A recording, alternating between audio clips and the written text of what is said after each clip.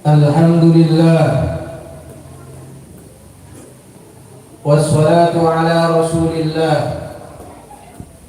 Sayyidina Muhammad ibn Abdullah wa ala alihi wa sahbihi wa man wala wa la hawla wa la quwwata illa billah.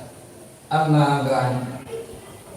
Fa ya ikhwati ibadallah, ittaqullah haqqa tuqatih wa la tamutunna illa wa antum muslimun. Wa qala ta'ala fil kitabil aziz, ya ayyuhalladzina amanu ittaqullaha haqqa tuqatih wa la tamutunna illa wa antum muslimun. Fa ya ma'asyiral muslimin, jamaah salat Jumat yang dirahmati oleh Allah Subhanahu wa taala. Di setiap khutbah Jumat kita sering mendengar salah satu nasihat yang wajib disampaikan oleh khatibul Jumat agar kita senantiasa bertakwa kepada Allah Subhanahu wa taala. Kenapa? Ternyata salah satu manfaat ketakwaan tersebut yaitu menyebabkan kehidupan kita di dunia dan di akhirat dijamin mendapatkan kehidupan yang nyaman dan layak yang diberikan oleh Allah Subhanahu wa taala.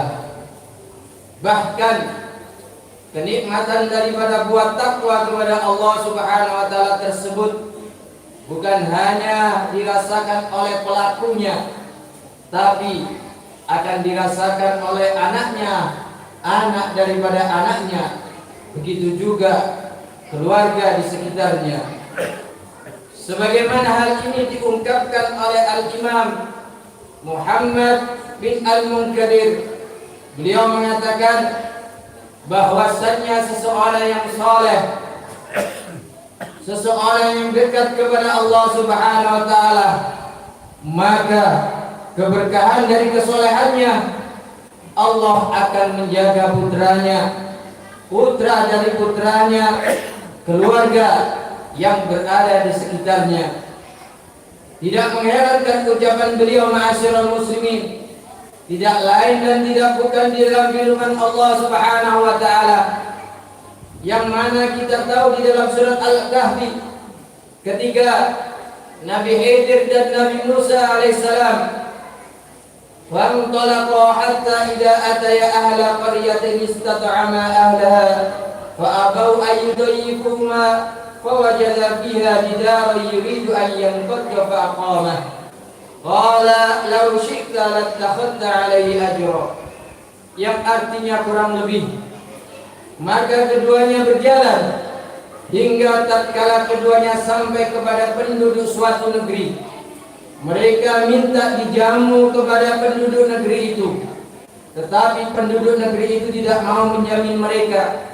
Kemudian keduanya mendapatkan dalam satu negeri itu dinding rumah yang hampir roboh. Maka Nabi Khidir menegakkan dinding itu. Nabi Musa berkata, jikalau kamu wahai Nabi Khidir, niscaya kamu mengambil upah untuk itu. Ma'asyiral muslimin, jamaah salat Jumat yang dirahmati oleh Allah Subhanahu wa taala. Di dalam surat Al-Kahfi tersebut Allah Subhanahu wa taala mengabadikan peristiwa yang mana Nabi Khidir dan Nabi Musa sedang sangat lapar dan haus, dan beliau berdua meminta kepada warga desa tersebut makanan atau minuman.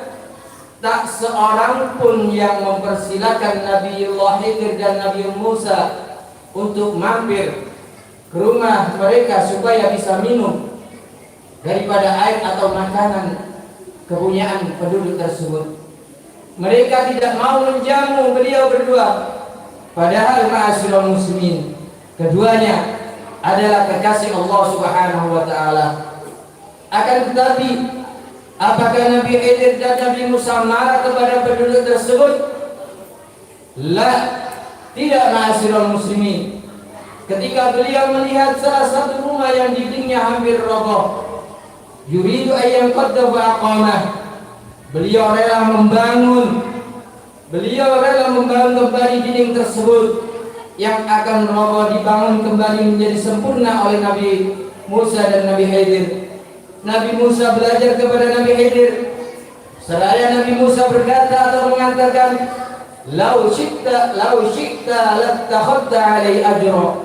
Wahai Nabi Khidir, kalau nanti kita setelah menyelesaikan tembok ini, kita minta upah kepada pemilik rumah ini, maka Nabi Khidir pun menolak, tidak mau meminta upah kepada pemilik rumah tersebut. Dan ternyata pemilik rumah tersebut adalah dua anak yatim. Wa ammal jidaru fakana lihulamaini yatimaini fil Madinah. Pemilik rumah tersebut adalah dua anak yatim, akan tetapi Allah Subhanahu wa taala menjaga rumahnya sampai Allah menakdirkan kedua kekasihnya untuk mampir ke desa itu guna memperbaiki rumah tersebut. Apa salah satu hikmahnya ma'asyiral muslimin, jamaah salat Jumat yang dirahmati oleh Allah Subhanahu wa taala? Ternyata di balik peristiwa tersebut ada hikmah yang sangat besar, sebagaimana disebutkan di dalam tafsir Al-Baghawi. Ternyata salah satu faedahnya kenapa rumahnya diperbaiki oleh Nabi Khidir dan Nabi Musa, agar rumah tersebut tidak diambil oleh orang yang zalim. Jikalau rumah yang hancur pemilik tidak mengurusi, mesti orang akan mengambil alih. Tetapi kalau rumah terawat, orang akan mikir, oh ternyata ada yang punya. Apa hikmahnya lagi ma'asyiral muslimin? Disebutkan di dalam tafsir, ternyata di dalamnya wa kana tahtahu kanzul lahuma wa kana abuhuma salihah, dan di bawahnya ada harta benda simpanan bagi mereka berdua, sedang ayahnya adalah seorang yang saleh. Penyebabnya ma'asyiral muslimin, apakah bapaknya orang saleh? Ternyata disebutkan di dalam tafsir tersebut bukan bapaknya langsung, tetapi kakeknya yang ketujuh. Berkah kesolehan seorang kakek, Allah masih menjaga cucunya yang ketujuh. Apalagi jikalau seorang bapak yang soleh, insya Allah anaknya dijaga oleh Allah Subhanahu wa taala. Tapi memang kewajiban kita sebagai orang tua yang soleh, wajib bagi kita untuk selalu mendidik anak-anak kita, mengawasi anak-anak kita, dan mendoakan anak-anak kita. Jangan bosan-bosan ma'asyiral muslimin untuk mendoakan anak-anak kita. Dan jikalau kita jengkel kepada mereka, jangan sampai mendoakan jelek kepada mereka anak-anak kita. Karena Rasulullah SAW bersabda, rahimallah walidan a'ana waladahu ala birrih. Allah Subhanahu wa taala menyayangi seorang ayah yang membantu anaknya untuk berbakti kepadanya, yang artinya orang tua tersebut tidak marah ketika hak-haknya tidak dilaksanakan oleh anaknya, akan tetapi memaafkan dan mendoakannya dengan doa yang baik, karena doa tersebut yang akan menentukan masa depan anak-anak kita. Insya Allah dengan bertakwa kepada Allah, maka anak-anak kita juga akan dijaga oleh Allah Subhanahu wa taala. Sebagaimana kita tahu bagaimana kehebatan sebuah doa. Nabiullah Ibrahim alaihissalam ketika mendapatkan perintah Allah Subhanahu wa taala mengajak istri tercinta dan putranya Nabiullah Ismail yang masih kecil, yang saat itu masih dalam keadaan bayi, di wadin ghairi dzi zar'in, di sebuah lembah yang tidak ada tanda-tanda kehidupan, bahkan tanaman pun tidak tumbuh di negeri tersebut. yaitu kota Makkah. Ketika sampainya di negeri tersebut, maka Allah memerintahkan untuk meninggalkan keduanya. Akan tetapi dengan ketinggian hatinya beliau sadar ini adalah perintah Allah Subhanahu wa taala. Pasti Allah tidak akan membiarkan keduanya meninggal dalam keadaan kelaparan. Nabi Ibrahim hanya meninggalkan bekal cukup 3 hari. Bahkan Siti Hajar ketika ditinggal pergi oleh suaminya, Siti Hajar menarik pakaiannya. Nabi Ibrahim tidak mau menoleh sampai ketiga kali ditarik pakaiannya. Siti Hajar bertanya kepada suaminya, "Ya Nabiullah Ibrahim alaihissalam, Allahu amaruka bihada?" Apakah ini perintah Allah wahai suamiku? Jikalau perintah Allah, idzan la yudayyihuna. Kalau begitu Allah tidak akan membiarkan kami meninggal dalam keadaan kelaparan maupun kehausan. Silakan engkau pergi wahai suamiku. Apakah Nabi Ibrahim langsung pergi begitu saja, ma'asyiral muslimin? Dari kecintaan beliau kepada istri dan putranya, beliau berdoa tidak langsung pergi meninggalkan keduanya. Beliau berdoa sebagaimana Allah mengabadikan di dalam Al-Quran, Rabbana inni askantu min dzurriyyati biwadin ghairi dzi zar'in inda baitikal muharram Rabbana liyuqimus shalah faj'al af'idatan minan nasi tahwi ilaihim warzuqhum minas samarati la'allahum yashkurun. Yang artinya kurang lebih, ma'asyiral muslimin, ya Tuhan kami, sesungguhnya aku telah menempatkan sebagian keturunanku di lembah yang tidak mempunyai tanaman-tanaman di dekat rumah Engkau Baitullah yang dihormati. Ya Tuhan kami, yang demikian itu agar mereka mendirikan sholat, maka jadikanlah hati sebagian manusia cenderung kepada mereka dan berikanlah rezeki dari buah-buahan. Mudah-mudahan mereka termasuk orang-orang yang bersyukur. Ma'asyiral muslimin, jamaah salat Jumat yang dirahmati oleh Allah Subhanahu wa taala. Maka Allah pun dengan maha kekuasaannya memberikan kehidupan. Yang pertama, berkat doa Nabiullah Ibrahim alaihissalam. Tanda-tanda kehidupan tersebut dengan munculnya sumber mata air Zam-Zam. Kemudian buah-buahan bahkan bisa dirasakan mulai zaman itu sampai dengan zaman sekarang ila yaumil qiyamah insyaallah.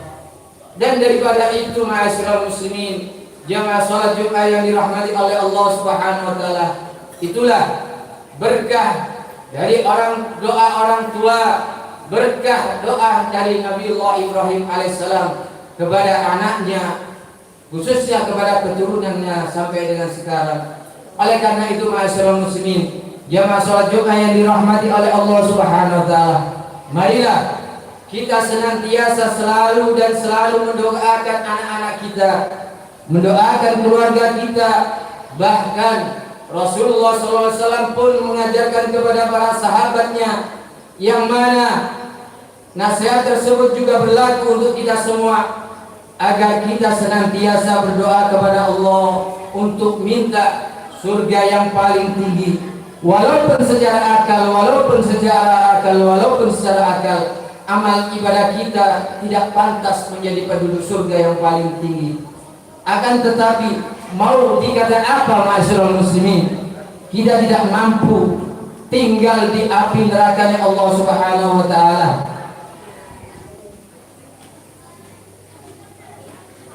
Oleh karena itu, ma'asyiral muslimin, marilah kita mengikuti tuntunan Rasulullah SAW.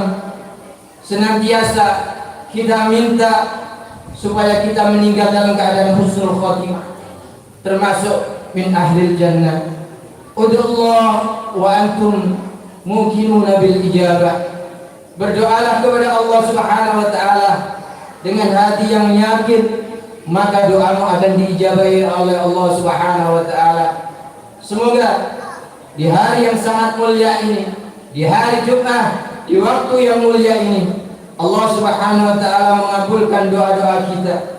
Anak-anak kita, istri dan keluarga kita dijadikan oleh Allah saleh dan salihah. Mereka menjadi manusia-manusia yang selalu mendapatkan ridha dari Allah Subhanahu wa taala. Dan kita semua dijauhkan dari azab Allah. Kita semua dijauhkan dari azab Allah. Kita semua dijauhkan dari azab Allah. Dijauhkan dari bala dan musibah. Dan kita tidak meninggal kecuali dalam keadaan husnul khatimah. Amin amin ya rabbal alamin. Ja'alallahu wa iyyakum minal faizin al-aminin. Wa dakhalana wa iyyakum fi ibadis salihin. A'udzu billahi minasy syaithanir rajim. Wal asri innal insana lafi khusrin illa alladhina amanu wa 'amilus solihati wa tawassaw bil haqqi wa tawassaw bis sabr. Barakallahu li wa lakum fil Qur'anil 'azim. ونفعني وإياكم من الآية وذكر الحكيم وتقبل مني ومنكم تلاوته إنه هو السميع العليم.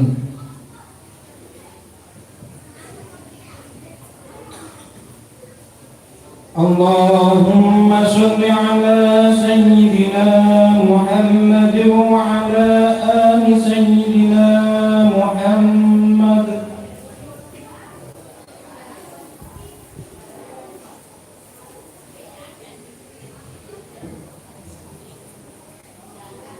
Alhamdulillah, alhamdulillah muwaffiqil amilin. Wa asyhadu an la ilaha illallah waliyul muttaqin. Wa asyhadu anna Muhammadar Rasulullah as-sadiqul amin. Allahumma salli wa sallim ala sayyidina Muhammad wa ala alihi wa sahbihi wa man tabi'ahum bi ihsan ila yaumiddin. Amma ba'd. Fa ya ibadallah, ittaqullah wa'lamu anna Allah amarakum bi amrin bada'a bi nafsihi wa sanna bi malaikati qudsih wa ayyada bil mu'minina min ibadihi faqala wa lam yazal qailan 'alima inna Allah wa malaikatahu yusalluna 'alan nabi ya ayyuhalladhina amanu sallu 'alaihi wa sallimu taslima. Allahumma salli wa sallim 'ala sayyidina Muhammad وعلى آل سيدنا محمد كما صليت على سيدنا إبراهيم وعلى آل سيدنا إبراهيم وبارك على سيدنا محمد وعلى آل سيدنا محمد كما باركت على سيدنا إبراهيم وعلى آل سيدنا إبراهيم في العالمين إنك حميد مجيد. وارض اللهم عن الخلفاء الراشدين ساداتنا أبي بكر وعمر وعثمان وعلي وعن بقية أصحاب رسول الله أجمعين والتابعين التابعين لهم بإحسان إلى يوم الدين. اللهم اغفر للمؤمنين والمؤمنات والمسلمين والمسلمات وألف بين قلوبهم وأصلح ذات بينهم وانصرهم على عدوك وعدوهم. اللهم وفق ولاة أمورنا إلى ما في عز الإسلام والمسلمين وإلى ما في خير البلاد والعباد بجيش سيد المرسلين برحمتك يا أرحم الراحمين. اللهم اغفر لنا ولوالدينا وارحمهم كما ربونا صغارا. ربنا هب لنا من أزواجنا وذرياتنا قرة أعين واجعلنا للمتقين إماما. اللهم بارك لنا في أولادنا واحفظهم ولا تضرهم وفق طاعتك وارزقنا برهم. اللهم ارزقنا زيارة الحرمين زيارة مكة والمدينة للحج والعمرة وزيارة حضرة النبي محمد صلى الله عليه وسلم ورزقا واسعا حلالا طيبا مباركا دون تعب وتجارة لن تبور برحمتك يا أرحم الراحمين. اللهم ربنا آتنا في الدنيا حسنة وفي الآخرة حسنة وقنا عذاب النار. عباد الله إن الله يأمر بالعدل والإحسان وإيتاء ذي القربى وينهى عن الفحشاء والمنكر والبغي يعظكم لعلكم تذكرون. فاذكروا الله العظيم يذكركم واشكروا على نعمه يزدكم ولذكر الله أكبر.